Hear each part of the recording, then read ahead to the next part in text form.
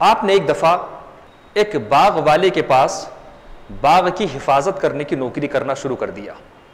बाग की हिफाजत आपकी जिम्मेदारी थी और वो बाग था अंगूर का। इत्तेफाक से एक दिन आप बाग की हिफाजत कर रहे थे, अचानक एक पुलिस वाला आपके पास आता है और आने के बाद वो पुलिस वाला कहता है कि आतिना मिन हाज़िल इनब, कि ये जो अंगूर आपके पास मौजूद हैं इस अंगूर से हमको खिलाओ।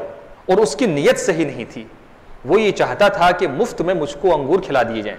जैसे कि आमतौर से पुलिस वालों को ये मामूल होता है, वो ये समझते हैं कि चूंकि हमारे पास एक पोस्ट हासिल है, हमें एक पोस्ट हासिल है, हमारे पास एक पोजीशन है, तो हम अपनी इस पोजीशन का, अपनी इस पोस्ट का इस्तेमाल करते हुए हम किसी से कुछ भी ले सकते हैं। तो वो भी आया और आने के बाद उसने हज़रत इब्राहीम बिन अदहम से ये कहा कि तुम इस बाग के अंगूर मुझको खिलाओ।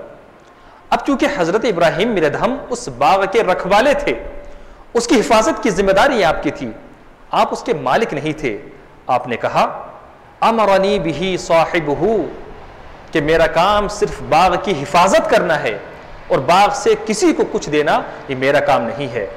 आपने जैसे ही अल्फाज अपने मुंह से निकाले वो गजबनाक हो गया और उसके बाद उसने हजरत इब्राहीम बिन अदहम को मारना पीटना शुरू कर दिया।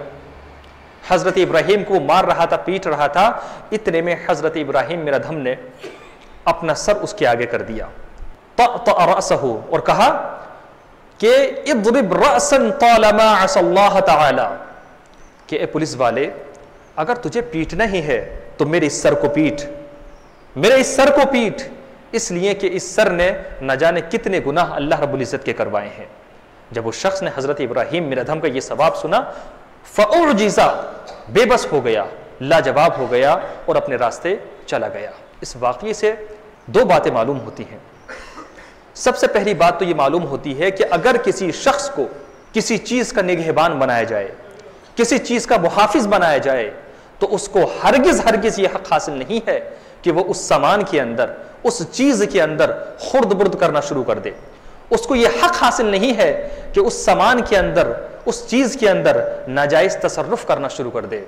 और दूसरी चीज़ ये मालूम हुई कि हज़रत इब्राहीम बिन अदहम कैसे अल्लाह वाले थे, कैसा ताल्लुक़ बिल्लाह उनको हासिल था कि जिस वक्त उनको मारा जा रहा है, जिस वक्त उनको पीटा जा रहा है, तो उनकी नज़र इस बात पे नहीं है कि इस जालिम ने एक किसी गलती के बगैर मुझको मारना पीटना शुरू कर दिया।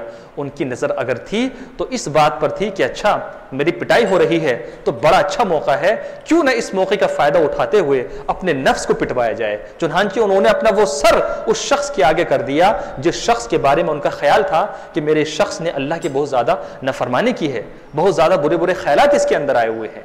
इस तरह उन्होंने जो है उस मौके पर भी अपने नफ्स को तोड़ने की, अपने नफ्स को दबाने की और मगलूब करने की कोशिश की।